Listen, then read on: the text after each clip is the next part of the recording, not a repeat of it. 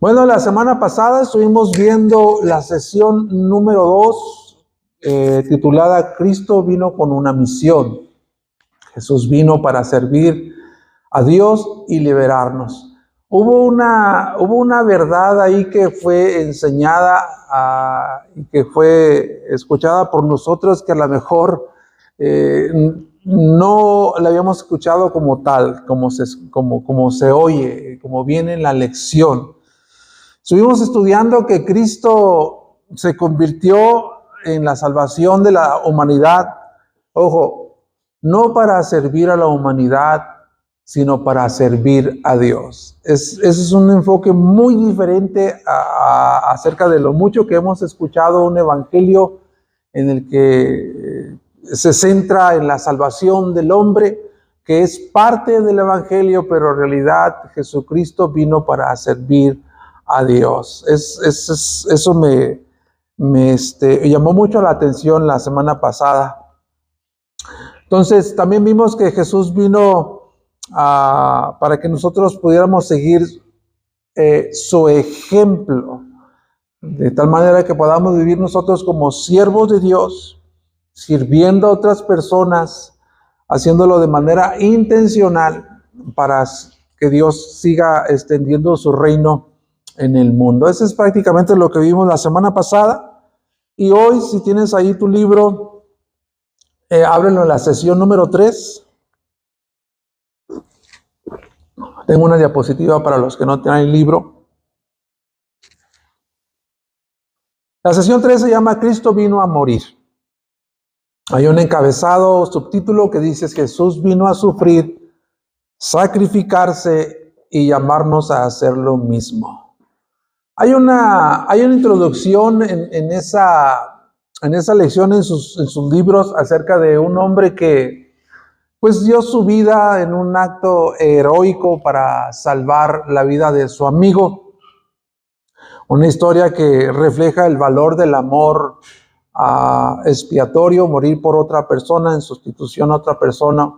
Un hombre pecador como nosotros que estuvo dispuesto a sacrificar su vida voluntariamente para morir por la vida de su amigo. No sé cuántos leyeron esa introducción, pero me fue como muy larga esa introducción. Y recordé, cuando yo estaba leyendo esa introducción, recordé una película. No recuerdo el título, pero la película habla de que en Estados Unidos, en un lugar en el que transitaban trenes, había un puente entre un río y las montañas. Había un puente y había un señor ahí que era el encargado de manipular o manobrear ese puente para que el puente pudiera abrirse y pudieran pasar buques, barcos de carga.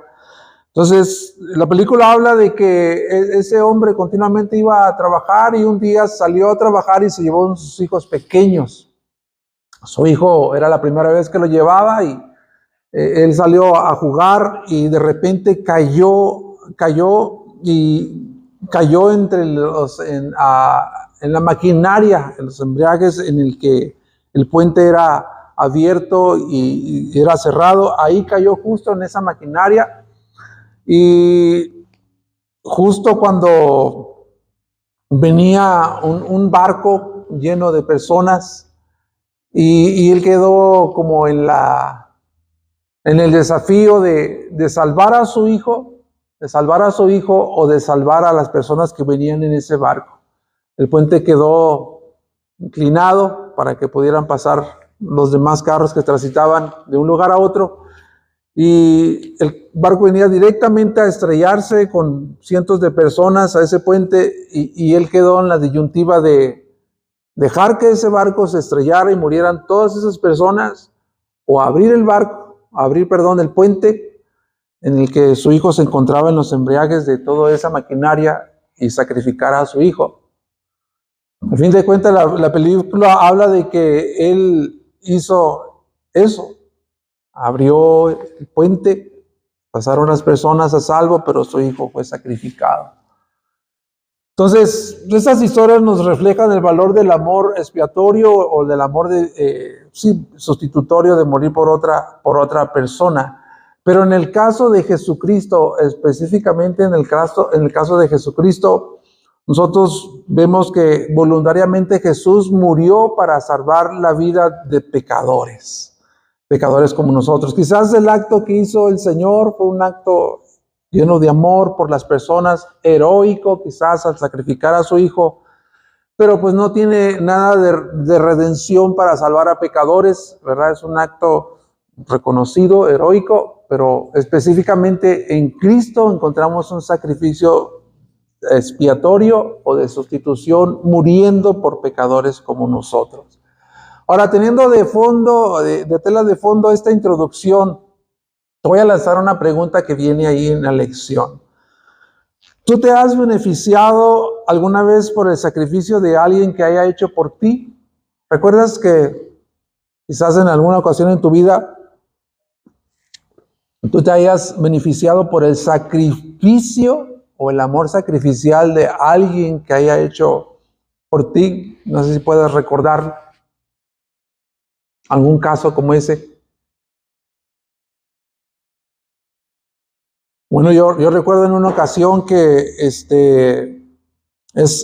un mal ejemplo, pero vale la pena mencionarlo, ¿no? En una ocasión, cuando estábamos en la escuela, alguien tomó las notas del maestro, en el que venían, pues obviamente, las notas para un examen, sacó copias y nos lo pasó a casi a todo el salón. Y el profesor descubrió quién había hecho, bueno, más bien descubrió que habían tomado sus notas, pero no sabía quién lo había hecho.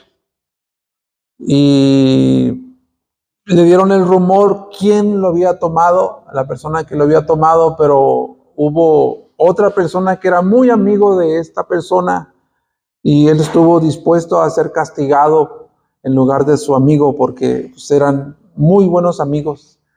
Y se salvó de que lo hayan reportado, de que hayan venido sus padres a hablar con el director. Entonces es un ejemplo similar.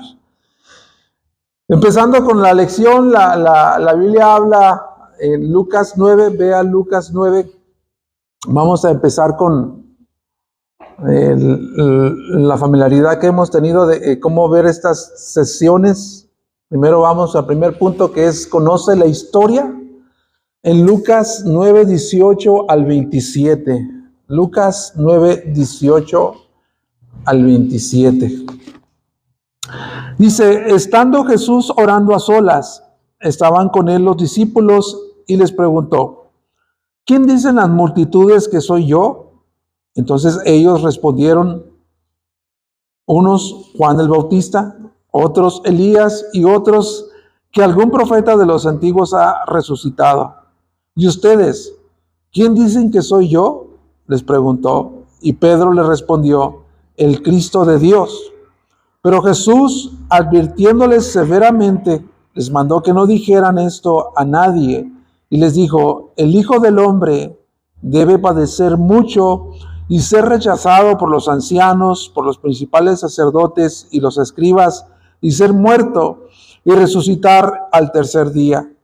Y a todos les decía, si alguien quiere seguirme, niéguese a sí mismo, tome su cruz cada día y sígame. Porque el que quiera salvar su vida, la perderá. Pero el que pierda su vida por causa de mí, ese la salvará. Pues, ¿de qué le sirve a un hombre haber ganado al mundo entero si él mismo se destruye o se pierde? Porque el que se avergüence de mí y de mis palabras, de éste se avergonzará el Hijo del Hombre cuando venga en su gloria, y la del Padre y la de los santos ángeles. Pero en verdad les digo que hay algunos de los que están aquí que no probarán la muerte hasta que vean el reino de Dios.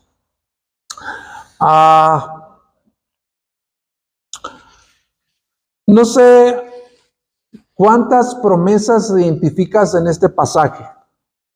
Puedes poner tu vista en ese pasaje y ver cuántas promesas existen en ese pasaje y cuál de ellas te llama la atención.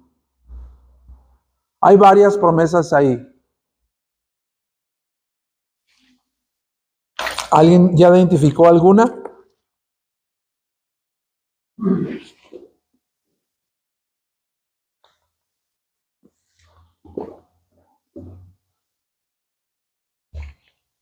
Bueno, la primera que yo puedo ver con facilidad aquí es que Jesús les habla acerca de su identidad a los discípulos.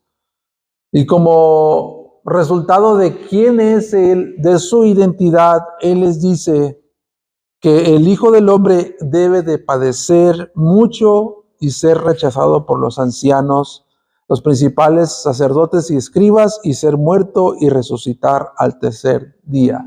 Bueno, esa es una de las promesas o profecías, puede decirse de esta manera también, el que encontramos en ese versículo, que el Hijo del Hombre, la identidad de Jesucristo, el Hijo del Hombre, uno de sus títulos favoritos cuando Él se expresaba, habla de que este Hijo del Hombre, Jesucristo, el Cristo o el ungido de Dios, iba a padecer mucho. ¿Qué otra promesa encuentras tú ahí en ese texto?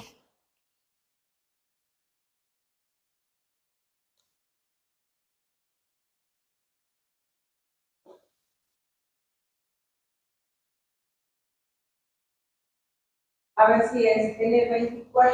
Ajá. El que quiera salvar su vida la perderá, pero el que pierda su vida por causa de mí, la salvará. Ok. Esa también sería como una promesa, advertencia, ¿verdad? De parte de Jesucristo acerca de cuál sería la forma de vida o el estilo de vida de sus seguidores. ¿Alguien identificó alguna otra promesa o advertencia?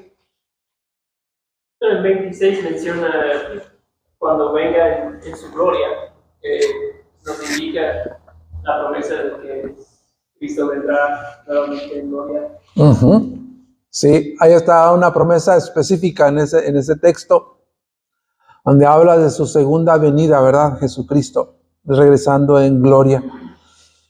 Bien, pues la lección habla de que en este particular pasaje de la Biblia podemos encontrar las dos naturalezas de Jesucristo, la naturaleza humana y la naturaleza divina. Cuando él habla acerca de que el Hijo del Hombre está hablando de uno de sus títulos que tiene que ver con su naturaleza divina, la naturaleza humana y la naturaleza divina de Jesucristo, que son inseparables. Son inseparables estas dos naturalezas. Jesús, el Dios hombre, totalmente Dios, totalmente humano, dos naturalezas distintas en una sola persona. Lo que conocemos nosotros como la doctrina de la deidad y la humanidad de Jesucristo, que para nosotros, los cristianos, esta es una de las doctrinas fundamentales para la fe cristiana.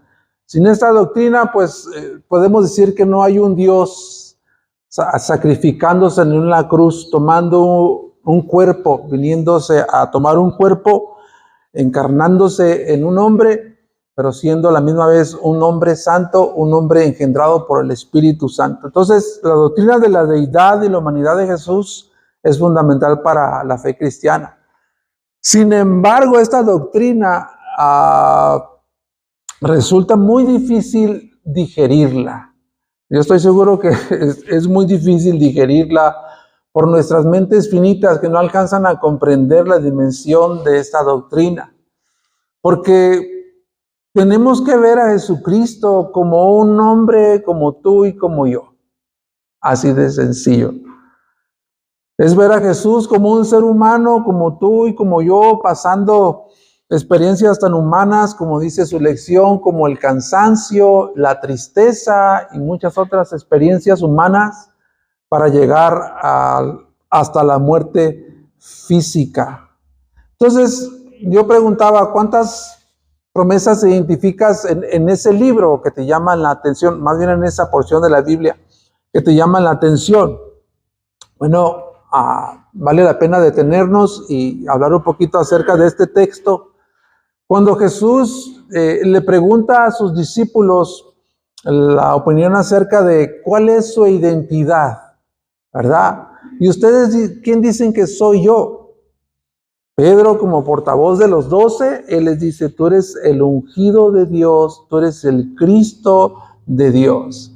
Y quiero detenerme ahí para, pues, hacer nada más una mención acerca de la identidad de Jesucristo, que es prácticamente lo más importante que enfrenta cualquier persona.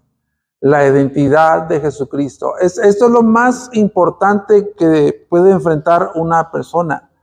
La respuesta a esta pregunta, la respuesta de esta pregunta también depende a dónde terminará viviendo su eternidad esta persona. Depende de cómo conteste esta pregunta acerca de su identidad. Y nosotros hemos mencionado aquí muchas veces que una de las ideas populares acerca de este Mesías por parte de los judíos es de que este Mesías vendría como un gran rey para derrocar a los romanos y coronarse como el rey de Israel. Esa es una de las ideas populares que manejaba el Israel o los judíos. Contrario a eso, Jesús le dijo, ¿verdad? En el versículo 22, el Hijo del Hombre debe padecer mucho y ser rechazado por los ancianos, por los principales sacerdotes de los escribas, y ser muerto y resucitar al tercer día. Esa es una de las cosas que está en ese texto. Y también lo que dijo David acerca de la segunda venida de Jesucristo. Pero hay una particularidad acerca de la mención de Jesucristo en este texto, acerca de su segunda venida que es inminente para todos nosotros. Y como este texto en el que estamos estudiando está involucrado el discipulado o aquellos que son seguidores de Jesucristo, el contexto de este texto es que Jesús está hablando acerca de sus discípulos, de cómo debería ser la vida de sus discípulos. Y en ese contexto, Él está diciendo que todo aquel que se avergüence de Jesús y sus palabras, eso habla acerca de que puede existir un falso discípulo o un falso seguidor de Jesucristo. Él ya puso las cartas sobre la mesa y Él dice, el que quiera seguirme, el versículo 23, niégase a sí mismo, tome su cruz cada día y sígame, porque el que quiera salvar su vida la perderá, pero el que pierda su vida por causa de mí, ese la salvará. Entonces, el contexto del que estamos estudiando es el contexto de los seguidores de Cristo, los discípulos de Jesucristo. Y en ese contexto, Él lanza esta promesa, que es la promesa de su segunda venida. ¿Qué va a suceder en su segunda venida? Bueno, todo aquel que se avergüence de Jesucristo y de sus palabras, esto implica un falso discipulado. Avergonzarse de una persona que es Jesucristo, avergonzarse de sus palabras, es sus enseñanzas. Esto es una señal de incredulidad que conduce ¿a dónde? Al juicio eterno durante su segunda venida. Todo lo que ustedes dijeron, ¿verdad?, acerca de las promesas que hay ahí, pues también están ahí implícitas en ese texto. Pero pasemos ahora entonces a estudiar el texto. Analiza la historia. Y su libro maneja dos incisos. Habla acerca de Jesús sufrió y el sacrificio de Jesús. Y el libro habla acerca del sufrimiento físico que sufrió Jesucristo, que experimentó en la cruz del Calvario. El sufrimiento físico que Él experimentó en la cruz del Calvario. Habla de que fue una parte necesaria para reconciliarnos con Dios y tener una relación con Dios. Pero sin minimizar el sufrimiento físico del cual vamos a hablar ahorita, sin minimizarlo, es una parte necesaria para reconciliarnos con Dios. Alguien dijo lo siguiente, alguien dijo que quien enfrentaba la crucifixión enfrentaba 1000 muertes por el gran sufrimiento de quien era crucificado. Conocemos nosotros porque hemos estudiado, ¿verdad?, lo que representa la cruz o cargar la cruz. Sabemos nosotros que pues la crucifixión era la manera más cruel y vergonzosa de todos los castigos en la época romana. Un sistema de ejecución que combinaba por lo menos 2 aspectos. Uno de ellos era un castigo atroz físico para morir lentamente bajo un sufrimiento muy largo. Ese era el primer aspecto de los que eran crucificados. Un dolor atroz para morir una muerte lenta, muy lenta. Y el otro aspecto era exponer a esa persona a una humillación aberrante con una agonía intensa en la cruz del Calvario. No sé cuántos de ustedes hayan tenido la oportunidad, hermanos, de estudiar la práctica de la crucifixión en el Imperio Romano. Y para que nosotros podamos entender un poco del sufrimiento físico de Jesucristo, pues tenemos que ir pues por lo menos citar de qué manera eran crucificadas las personas. Las personas eran crucificadas en una cruz de madera, eran despojadas de sus ropas, eran crucificados desnudos y ahí eran clavados en esa cruz para morir lentamente. Y se colocaba un pequeño sostén en sus pies para que cuando estuviera ahí colgando de esa cruz pudiera inclinarse un poco y poder tomar un respiro, una bocanada de aire para poder seguir ahí clavado en esa cruz en una larga agonía. Y lo hacía una y otra vez, impulsado por esa base de madera en la que podía extenderse un poquito para tomar una bocanada de aire y seguir ahí en esa larga agonía. Y la otra parte es que todos los que estaban viendo a esa persona que estaba siendo crucificada, pues se reunían en ese lugar porque los que eran crucificados eran considerados como malhechores, como criminales, y todos se acercaban para insultarlo, para humillarlo y para verlo morir poco a poco. Entonces, Jesucristo sufrió eso en la cruz del Calvario, hermanos. El sufrimiento físico de Jesucristo en la cruz del Calvario. Pero hay un sufrimiento mayor al sufrimiento físico, como dije al principio, sin minimizar ese sufrimiento físico. Su libro maneja que Jesucristo padeció otras formas de sufrimiento para nuestro beneficio. Maneja 4, ¿verdad? Allí dice: Jesús sufrió soledad, Jesús sufrió anonimato, Jesús sufrió rechazo, Jesús sufrió desprecio. Ahora mi pregunta es, ¿cómo sufrió Jesús soledad? ¿Qué es lo que dice su libro? ¿Cómo sufrió Jesús soledad? ¿Qué dice su libro?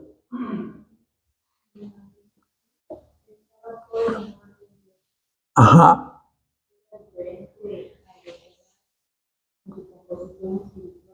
Sí. Ese es un tipo de soledad que tú y yo no podíamos experimentar, ¿no? Solamente él lo pudo experimentar. Estaba solo, en un lugar en el que no correspondía. De acuerdo a su naturaleza divina, a su naturaleza humana, incomprendido, su manera de pensar. Sufrió anonimato, ¿verdad? El libro dice que duró, ¿cuántos años? 30 años, ¿verdad? En el anonimato, inadvertido, ignorado por la comunidad judía, hasta que después inicia su ministerio. Sufrió rechazo. Algunas cosas que él experimentó sufriendo el rechazo que dice su libro, cheque su libro. Durante su ministerio público sufrió rechazo, ¿verdad? Fue expulsado de las comunidades, rechazado por sus amigos más cercanos, que del momento más crítico de su vida lo abandonaron, ¿verdad? Todos huyeron para ponerse a salvo. Y también sufrió calumnias, ¿verdad? Cuando sufrió desprecio, fue acusado de realizar señales por medio de demonios, lo calumniaron, se burlaron de él, lo escupieron, lo golpearon y lo acusaron falsamente. Eso es lo que dice su libro. Entonces, hay una pregunta interesante aquí que maneja el libro. Dice, ¿qué efecto tiene en tu vida el sufrimiento que experimentó Jesús? Es una pregunta muy interesante. ¿Qué efecto tiene en tu vida el sufrimiento que experimentó Jesucristo? ¿Alguien tiene una respuesta a esa pregunta?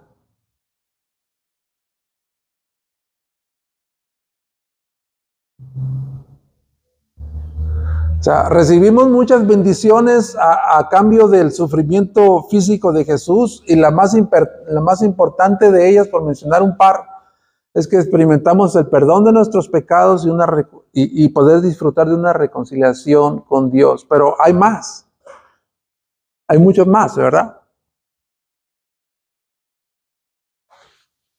¿Alguien puede mencionarme alguna?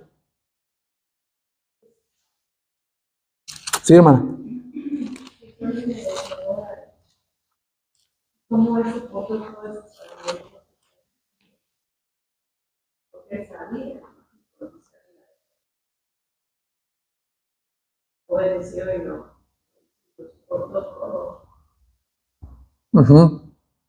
Sí. Algunos dicen, hermano, pues Jesucristo era el Hijo de Dios. Jesucristo era Dios, sí, pero también Jesucristo tenía una naturaleza humana, era un hombre como tú y como yo. Y la Biblia dice en Hebreos que por lo que él padeció, aprendió la obediencia. O sea, él era un hombre que siempre obedeció de manera perfecta a su Padre, haciendo la voluntad del Padre, pero tuvo que experimentar como todos nosotros el sufrimiento para aprender obediencia, pero tenía una obediencia perfecta hacia el Padre. Entonces, el hecho de que Jesús experimentara todos los sufrimientos y las flaquezas de la naturaleza humana como nosotros, nos muestra una cosa bien importante para todos nosotros, hermanos. ¿Cuál es esa? Él puede sentir empatía por pecadores mortales como nosotros, porque Él experimentó todo lo que nosotros experimentamos. ¿Cómo podría una persona compadecerse o sentir empatía por alguien que sufre, por alguien que es tentado, por alguien que está encerrado y vive en un mundo caído, enfrentando todo tipo de sufrimientos y flaquezas humanas, pues experimentando lo mismo que los demás, ¿verdad? No hay otra manera. En Hebreos 4, 14 al 16, él puede sentir empatía por pecadores mortales como nosotros, porque dice Hebreos 4:14, dice, teniendo pues un gran sumo sacerdote que trascendió los cielos, Jesús, el Hijo de Dios, retengamos nuestra fe, porque no tenemos un sumo sacerdote que no pueda compadecerse de nuestras flaquezas, sino uno que ha sido tentado en todo como nosotros, pero sin pecado. Por tanto, acerquémonos con confianza al trono de gracia para que recibamos misericordia y hallemos gracia para la ayuda oportuna. O sea, Dios entiende porque vivió nuestras propias vidas, enfrentó nuestras propias tentaciones, sufrió lo que nosotros sufrimos. Él experimentó, como dice la lección, desprecio, rechazo, soledad, anonimato, desprecio. Él todo eso enfrentó.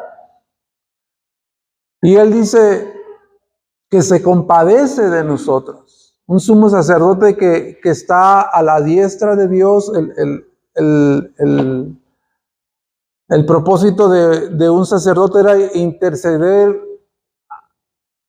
ante Dios por parte del pueblo. Y eso es lo que hace Jesucristo. Él está intercediendo por causa de su iglesia. Y Él dice que podemos acercarnos a Él con confianza. Dice. Con confianza podemos acercarnos al trono de la gracia para que recibamos misericordia y hallemos gracia para la ayuda oportuna. Entonces, cuando nosotros de alguna manera fallamos a Dios, todos nosotros fallamos a Dios, cuando pasamos por episodios de nuestra vida en el que le fallamos a Él, cuando vamos a Él, quizás no tenemos esa confianza que Él dice que podemos entrar hasta el trono de Dios, hasta su presencia, porque nos sentimos acusados, nos sentimos quizás que empezamos a escuchar la voz del enemigo, nuestras propias voces de nuestra propia conciencia y no escuchamos la voz del Espíritu o lo que dice la palabra de Dios, que podemos acercarnos a Él. Entonces nos sentimos acusados, condenados y muchas veces nos vamos con confianza a Él. Pero Él dice, yo he experimentado todo lo que tú has experimentado, yo he enfrentado todo lo que tú has enfrentado. Entonces ten la confianza de venir a mí porque yo te voy a dar la gracia para la ayuda oportuna. Entonces, Él puede sentir empatía por pecadores mortales como nosotros. Ahora el inciso que dice el sacrificio de Jesús. Y el libro habla acerca de que la cruz se ha convertido en un símbolo. Para algunos puede significar varias cosas, ¿no? Pero de manera universal podemos decir que la cruz es un símbolo de la religión católica romana. Para otros simboliza otra cosa, pero de manera universal puede ser que esa cruz simbolice la tradición religiosa, la tradición de la Iglesia Católica Romana. Pero para cualquier persona de la época de Jesucristo, la cruz era un instrumento de muerte, ¿verdad? No como hoy que la podemos traer colgada, acá alguien la puede traer colgada, sino en los tiempos de la época de Jesús era un instrumento de muerte, de vergüenza, de tortura, de humillación y de ejecución. Para la gente en la época de Jesucristo. Pero específicamente para Jesucristo representó el clímax de su ministerio terrenal. Para Él representó el clímax de su ministerio público y el momento cumbre en el que Él va a cumplir los propósitos redentores de Dios en la cruz del Calvario. Representó para Él el sacrificio y la sentencia de muerte para pagar los pecados de sus escogidos. Eso es lo que representó para Jesús.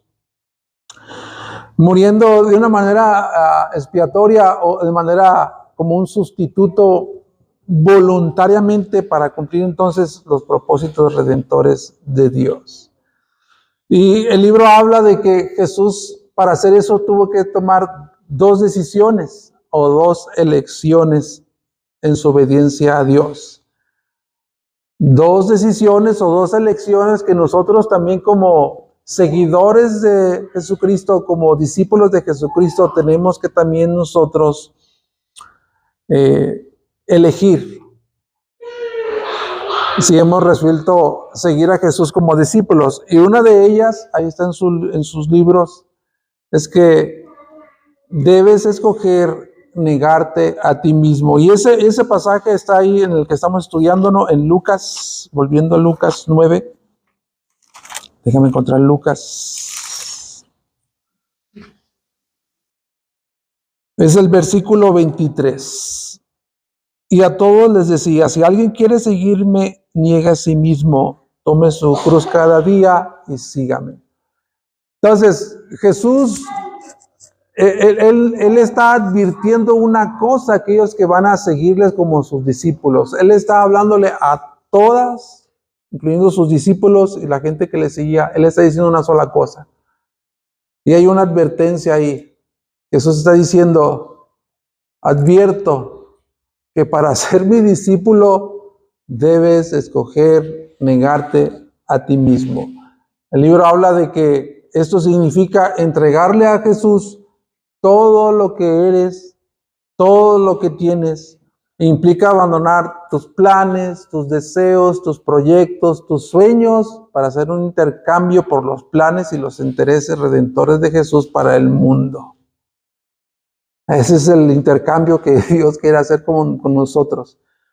Intercambiar nuestros planes, nuestros proyectos, nuestros deseos, nuestros intereses, para que estos se conviertan en los intereses redentores y los planes de Jesús para el mundo. Entonces, hay una advertencia ahí. Debes escoger negarte a ti mismo. Y viene una pregunta también muy interesante que es aplicable a todos nosotros, porque nosotros estamos tratando de vivir una vida discipular dentro de la iglesia y fuera de la iglesia. Y muchas veces en nuestra vida discipular, cada día puedo asegurarte que Dios nos desafía a negarnos a nosotros mismos en muchas áreas. Ahora, la pregunta que tiene el libro dice, ¿dónde experimentas una diferencia entre tus deseos y los planes de Dios? ¿Dónde experimentas una diferencia entre tus deseos y los planes de Dios? ¿Alguien quiere contestar esa pregunta? Es desafiante, ¿verdad? Todos nosotros tenemos algo que responder a esta pregunta, todos. Estoy seguro, incluyéndome a mí. Pero quiero escucharlas. Al valiente que diga, qué sé yo. ¿Ande?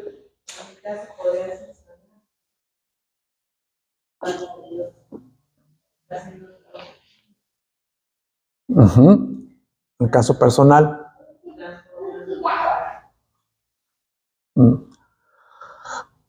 Lo interesante acerca del sufrimiento, hermanos, es que nosotros no estamos habituados a sufrir.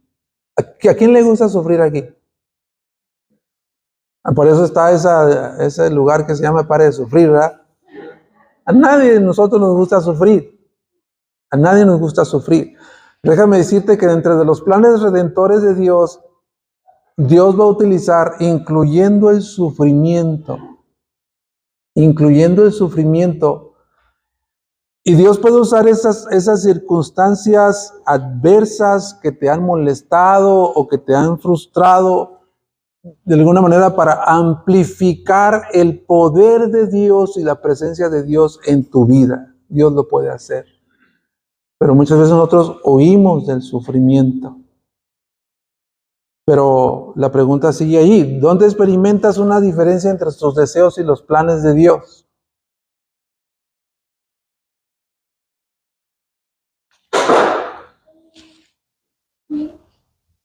Otro valiente.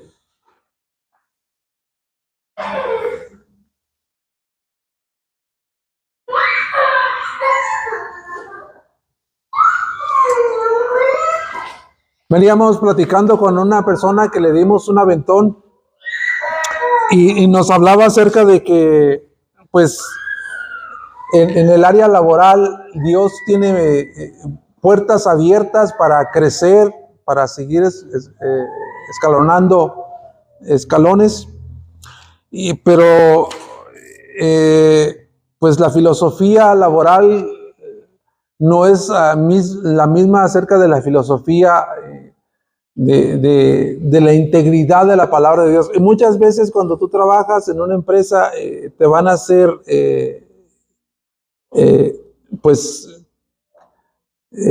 quizás tomar decisiones que van en contra de la voluntad de Dios. Es decir, poner los intereses de tu empresa por encima de los intereses del reino de Dios, ¿verdad? Y es ahí donde tienes que tomar decisiones. ¿Qué es más fuerte? ¿Los intereses del reino de Dios, en el cual yo soy un discípulo, o los intereses de una persona y una empresa que me está contratando como un empleado. Ahí podemos chocar con esta pregunta, ¿no? Una diferencia entre tus deseos y los planes de Dios. Y nuestros deseos superarnos. Yo no estoy en contra de que nos vayamos superando y que vayamos a tener mejores trabajos, mejores empleos, mejores sueldos, pero implica que Dios está incrustado en esos planes. Entonces hay muchas maneras de responder esa pregunta. También Jesucristo dijo o advirtió que en ese mismo versículo en el que estamos, en el versículo 23, el 24 dice, porque el que quiera salvar su vida la perderá, pero el que pierda su vida por causa de mí, ese la salvará. Tomar nuestra propia cruz y seguirle cada día.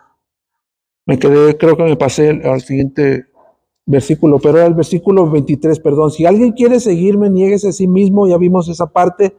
Ahora, tome su cruz cada día y sígame.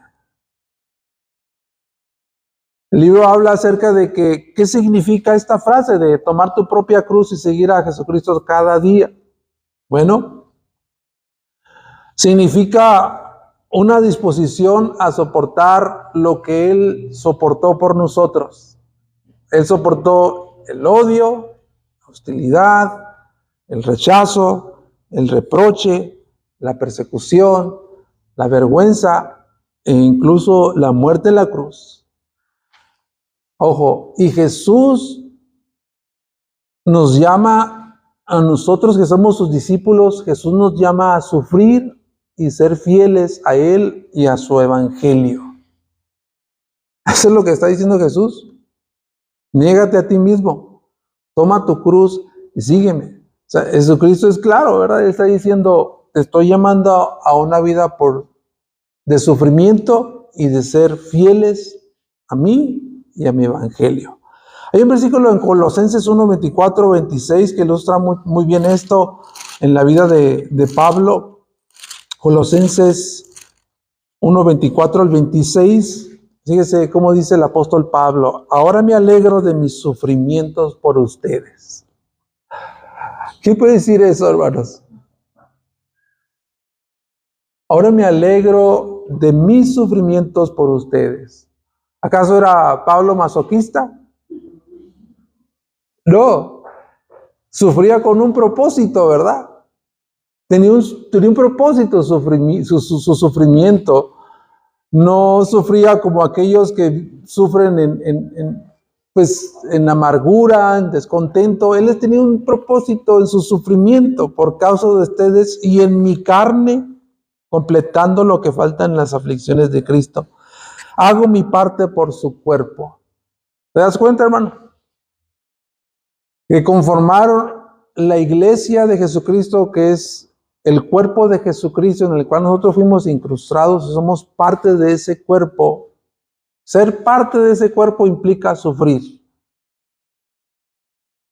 Ser parte de ese cuerpo implica sufrir.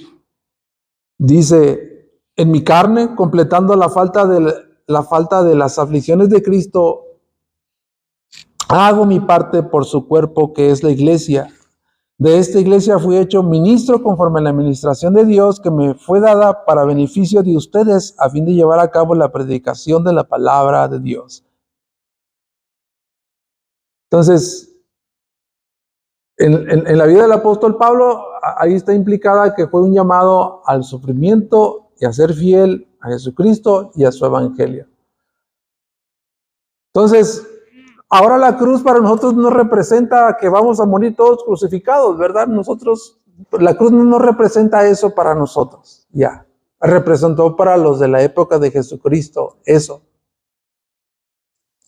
La cruz ahora nos señala, dice su libro, a nosotros, sus discípulos, a obedecer fielmente la voluntad de Dios como Él la hizo. Y eso es sufrir con propósito. Negarte a ti mismo, tomar tu cruz, es sufrir con un propósito. El propósito y la causa de Cristo. Entonces, yo mencioné hace rato que Dios puede usar tu sufrimiento como un medio para traer un bien mayor a tu vida. Dios puede usar el sufrimiento para traer un bien mayor a tu propia vida y para traer un bien mayor a la vida de otros. Dios lo puede hacer.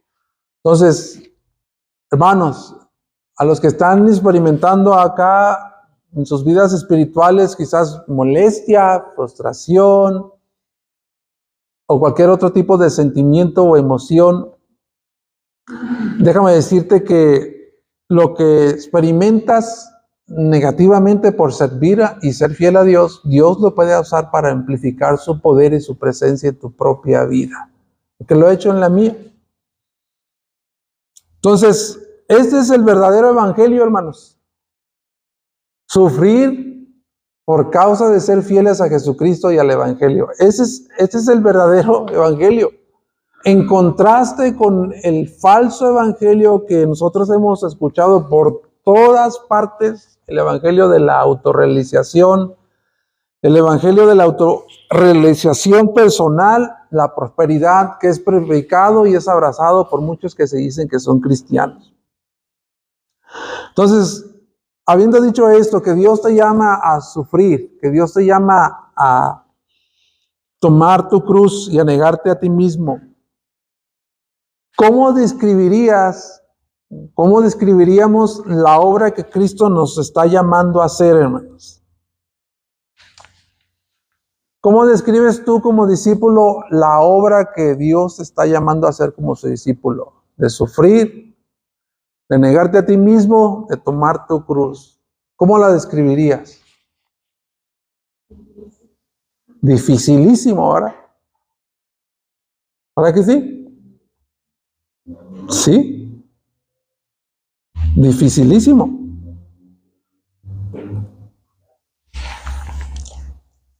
Yo lo veo de esta forma, hermano. Platicaba con alguien hace algunas semanas después de un servicio y le estaba diciendo, en la iglesia no existen dos grupos de discípulos, los comprometidos y los no comprometidos. Eso no existe en la Biblia. Existen los discípulos comprometidos. Entonces, Jesús nos llama a una devoción completa. Y es obvio que nosotros no podemos responder de esta manera al discipulado porque es una vida sacrificial. Es una vida de dar todo por Jesucristo. Y ninguno de nosotros estamos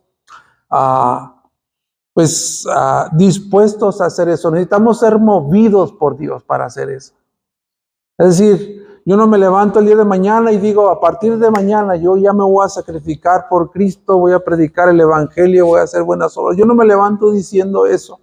O puedo levantarme diciendo eso, pero me va a durar 2, 3 días y se acabó. Necesito que la obra del Espíritu Santo, necesito que el mover del Espíritu Santo, el convencimiento de la palabra de Dios llegue hasta la esencia de lo que soy yo, ¿verdad? Y que me pueda mover a cumplir lo que digo, ¿no? Necesito eso. Y yo añadiría otro más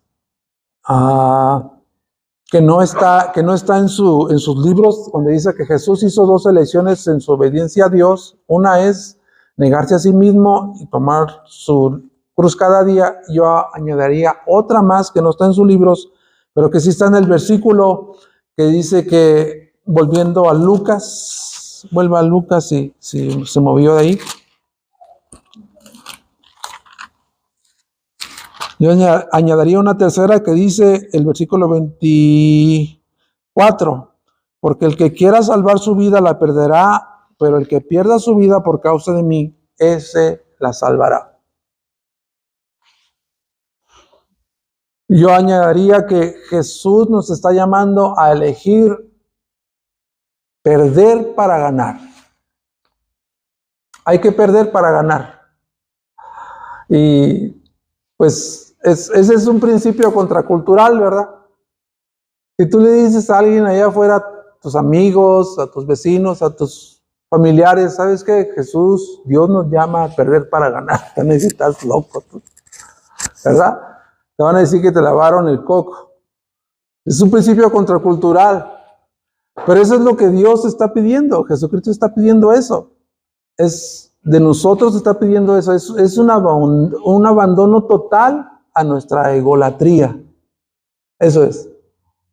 Morir o perder para ganar.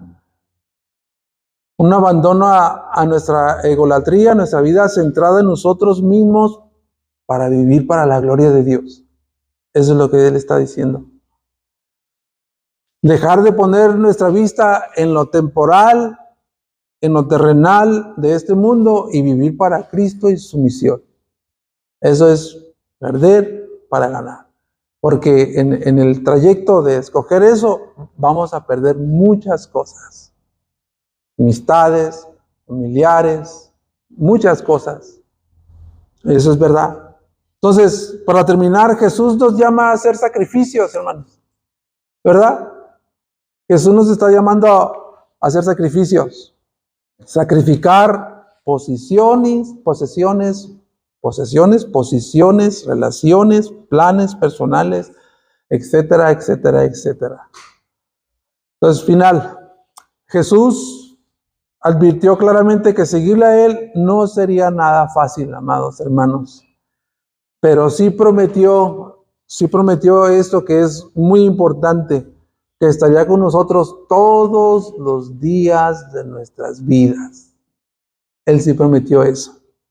Él estaría con nosotros todos los días de nuestras vidas, que nos daría su Espíritu Santo, que no nos dejaría huérfanos, que nos daría el Espíritu de la promesa para guiarnos a toda la verdad y para que nosotros recibamos el poder del Espíritu para pasar victoriosamente por los periodos de sufrimiento